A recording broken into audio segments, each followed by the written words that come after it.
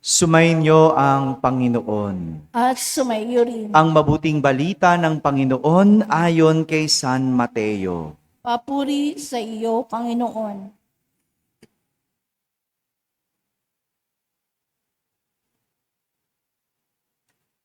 Noong panahong iyon, sinabi ni Jesus, "Pinasasalamatan kita, Ama, Panginoon ng langit at lupa, sapagkat inilihim mo ang mga bagay na ito sa marurunong at matatalino at inihayag sa mga may kaloobang tulad ng sa bata.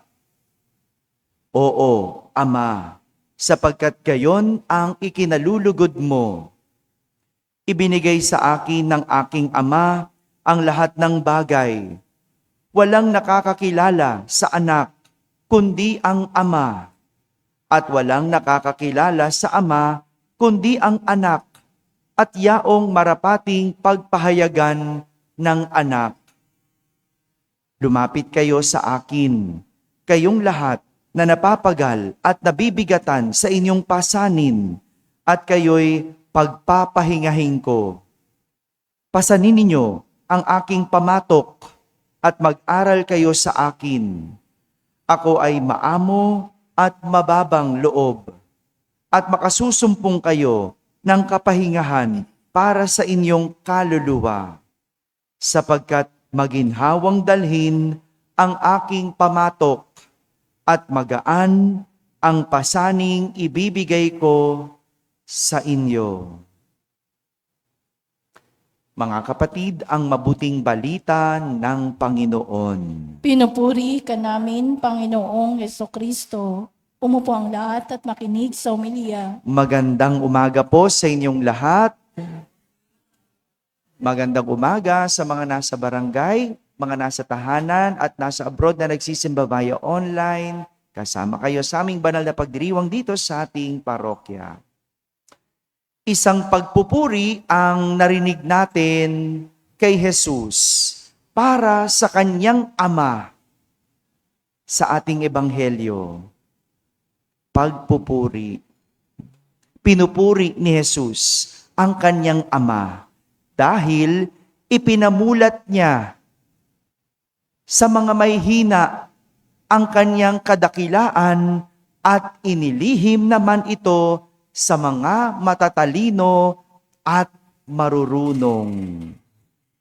Ipinamulat ng Ama sa mahihina yung kanyang kadakilaan. Pero sa mga marurunong, ito'y inilihim. Nung panahon ni Jesus, ang mga guro ng batas, ang mga Pariseyo, ang tinuturing na matatalino, may alam, nakapag-aral, edukado. Pero sila din ang madalas kumu-question kay Jesus tungkol sa lahat ng kanyang ginagawa. Laging nandoon ang pagdududa tungkol sa kanya at sa mga kadakilaang kanyang ginagawa.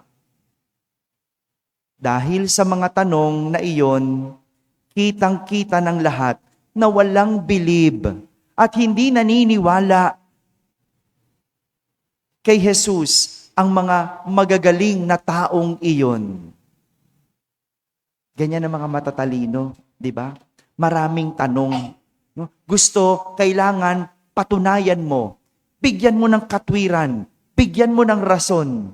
Kasi ang mga matatalino kailangan nauunawaan, naiintindihan, napapaliwanag ang mga bagay-bagay.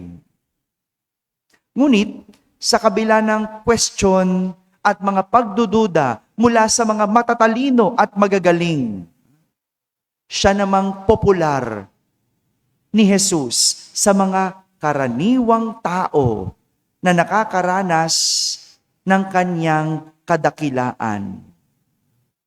Yung dami ng tanong sa kanya ng mga marurunong at matatalino ay siya namang dami ng naniniwala sa sumusunod kay Jesus mula sa mga ordinaryo o karaniwang tao. Bakit nga ba ganun? Kung sino pa ang matatalino at marurunong, sila pa ang hirap maniwala. Hello? Ba't ganun? No? Pag ang talino, kailangan mong talagang patunayan. Kailangan mo talagang, himayin. Kailangan mo talagang ipaliwanag. Bakit pag matalino, ang hirap maniwala? Unang rason, dahil ang matalino at marurunong, isip ang umiiral. Sabi nga po ninyo, isip ang umiiral. Kadalasan, sila yung taong kailangan ng basehan bago paniwalaan. Mahalaga sa kanila ang kasulatan bilang patunay. Ganyan yung matatalino. Sige, saang libro mo mababasa yan? Anong patunay mo? Saan po makikita yan? Sino nagsabi niyan? Diba? Mahalaga sa kanila ang kasulatan. Sila yung kailangan ng paliwanag at rason bago paniwalaan. Kaya kapag wala ang mga ito, hirap silang maniwala. Mahirap para sa kanila paniwalaan. Ganyan ang matatalino. At ganyan ang mga marurunong. Isip ang umiiral. Samantala, iba naman ito sa mga naniniwala, sa mga may paniniwala. Kasi ang mga naniniwala at ang mga may paniniwala, puso ang umiiral. Sabi nga po ninyo, puso ang umiiral. Ang taong ganito, basta't naramdaman, sapat na para paniwalaan. Hindi nagtatanong, kundi kumikilos agad dahil puso ang umiiral. Hindi dahil hindi sila nag-iisip, kundi may nararamdaman ang kanilang puso na hindi na maabot ng isip. At dahil doon, nagiging malinaw sa kanila. Dahil buo ang puso. Buo ang puso. Alam niyo po, naalala ko, 16 years ago, nung ako ay magdesisyong pumasok at magpaalam sa aking mga magulang, sa aking mga kaibigan na papasok ako ng seminaryo. No? Lahat ng tanong sa akin, bakit? Bakit? Gusto nila maunawaan. Gusto nila mabigyan sila ng patunay para kanilang maunawaan. Bakit? No? Ang tawag nga sa akin doon, nasisiraan ng ulo. No? Sabi ng mga kaibigan ko, nasisiraan ka na ba ng ulo? No? Sabi ng tatay ko rin wala ka ba sa tamang pag-iisip? No? Gusto nila marinig yung paliwanag. Bakit? Ang sabi ko lang, bakit hindi? Sadyang mahirap mapaunawa ang laman ng aking puso dahil wala namang aklat, walang libro ang makapagsasabi nito maliban sa kung ako ang magsusulat. Walang makapaniwala dahil walang teorya na makakapagbibigay ng sagot para maging malinaw sa kanila ang iniisip at nararamdaman ko. Alam ko po, wala rin itong pinagkaiba kung bakit mo napangasawa ang asawa mo ngayon. Hello, sa mga may asawa, ibabalik ko naman ang tanong, bakit? Nasisiraan ka na ba ng ulo? Hello. O yung may mga jowa dyan, no? Bakit? Pwede rin naman tanungin, bakit? Nasisiraan ka na ba ng ulo? Anong paliwanag? Ngayon, di kayo makapagpaniwanag. Father, oo, nasisiraan ako ng ulo. Nasiraan na lang ako ng ulo. Hindi ba? Kasi kung isip lang ang gagamitin, pakakasalan mo ba? Sasama ka ba? Hello? Ba't di na kayo makasagot? Yung may mga asawa dyan, kung isip ang ginamit, pinakasalan mo ba? Naku, sana nga, Father, hindi eh. Kaso hindi isip eh. Anong gumana? Puso. Puso. Wala itong pinagkaiba kung bakit kahit niloloko ka na, nagtsatsaga at nananatili ka pa. Hello sa mga niloloko dyan. Kaya nyo pa? Kaya pa. Nananatili pa eh. Asang-asa pa. Kapit na kapit pa. At wala rin itong pinagkaiba kung bakit kaya mong magsakripisyo kahit nahihirapan ka na. O bakit kaya mong magpatawad kahit parang ikaw yung argabyado. Wala itong pinagkaiba kung bakit gumigising ka ng maaga, naglilingkod, at tila nagpapagod kahit walang kapalit ni pasasalamat. Minsan na nasusungitan pa ng pare, di ba? Bakit ba gumigising ka pa? Bakit ba? Bakit? Bakit ka pa gumigising? Matulog ka na lang. Di ba? Bakit? Sino makapagpapaliwanag? At wala rin itong pinagkaiba kung bakit kahit ang hirap-hirap mahalin, nananatili ka pa rin. Nilalaban mo pa din. Pinagdiriwang natin ang araw ng ating kalayaan. Kalayaan ng mahal nating bansa. Mahal mo ba? Kahit ang hirap mahalin, nananatili. Kahit ang hirap, ang sakit-sakit ng mahalin, hindi tayo makaalis-alis. Father, wala namang kaming choice, Wala namang kaming choice, wala namang kaming pupuntahan pero hindi ba ganon? Ganon ang pag-ibig. Nananatili ka lang. Nananatilit, nilalaban mo pa rin. Gumigising ka pa rin. You still show up. Nagpapakita ka pa rin. Kasi pinipili mo pa rin mahalin. Ganyan ang banal na puso ni Jesus. Mahirap maunawaan. Mahirap maunawaan kung paano niya nakukuhang magpatawad sa taong paulit-ulit na nagkakamali. Mahirap maunawaan dahil kahit ang hirap mong mahalin, nakukuha ka pa rin niyang ibigin. Mahirap maunawaan dahil kahit ang tigas ng ulo natin, handa tayong tanggapin at patawarin.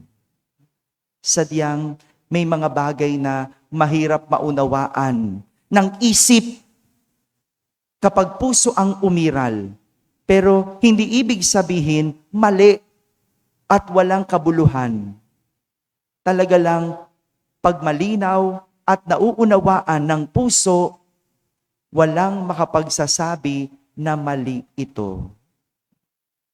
Madalas, tinatanong tayo, kapag tayo umiibig, anong umiiral? Isip o puso? Depende yan sa'yo. Kung paano ka umiibig. Pero isa lang naman, kapag ikaw ay umiibig, malinaw sa'yo na tama ang ginagawa mo kahit mali sa paningin ng iba. Hindi ba? Minsan may nagtanong sa akin, bago ko tapusin ang ating pagninilay, may nagtanong sa akin, sabi niya, Father, bakit ganun ang Diyos? Bakit ganun ang Diyos? Parang ang daya naman niya. Sabi ko, bakit? Anong madaya? Sabi niya, bakit yung mga gumagawa ng masama, yung mga nangungurakot, mga nagnanakaw, mga nagpapasasa, bakit kapag sa huli ng buhay nila, humingi ng tawad, bakit napapatawad? Ang unfair naman, sabi niya. Unfair ba? Hello? Unfair ba? Yung nagpasasa ka ng buong buhay mo, tapos bago ka namatay, bigla mong sinabi, Lord, sorry. Bigla ka nangumpisal. Bigla mong inamin. At pinatawad ka. Unfair ba yon? Unfair? Sabi ko doon sa nagtanong sa akin, Bakit unfair? Lugi ka ba? Nalugi ka ba? Naargabyado ka ba? Di gawin mo rin para patas na kayo. Di magnakaw ka rin para fair na kayo. Tapos, intayin mo yung kamatayan mo sa kakamangumpisal para masabi mong patas kayo. Sabi ko nga sa kanya, ganun ang pag-ibig ng Diyos eh. Hindi mo maintindihan, hindi mo maunawaan, dahil kahit ikaw, pinapatawad ka, anuman ang iyong kasalanan, anuman ang iyong kahinaan. Gumawa ka ng masama, kalayaan mo yan. At yan yung pag-ibig ng Diyos. Hindi ka kokontrolin, hindi ka didiktahan. At ang hirap unawain. Bakit? Kasi pag-ibig yan ng Diyos. Mga kapatid, sadyang may mga bagay na hindi maipaliwanag ng isip, pero malinaw sa puso. Kaya, kung ginagawa mong isang bagay, kinu-question ka ng tao kung malinaw sa'yo na may pag-ibig ito, wala kang dapat ipaliwanag. Sabihin mo lang, kasi nagmamahal ako. Nagmamahal ako. Kahit para sa iba, ikaw ay nasisiraan na ng ulo. Para sa iba, walang rason, walang katwiran ang ginagawa mo. Ganun talaga. Dahil nagmamahal lang tayo. Kaya kahit maraming tanong at may mga hindi sumasang-ayon, baliwala ito sa pusong nagmamahal na hindi kailangan ng anumang paliwanag at rason. Amen? Amen.